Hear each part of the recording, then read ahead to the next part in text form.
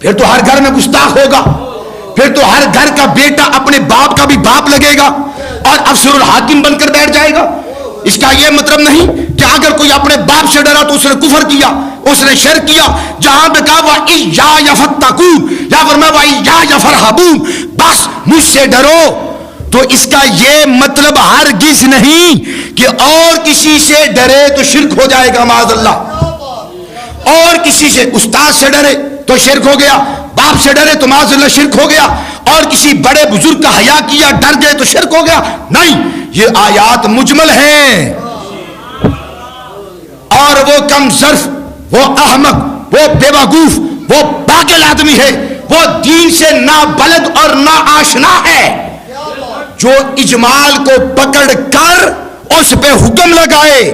नहीं, इजमाल पे हुक्म नहीं लगता, हुक्म तो डिटेल और तफसील पे लगा करती है।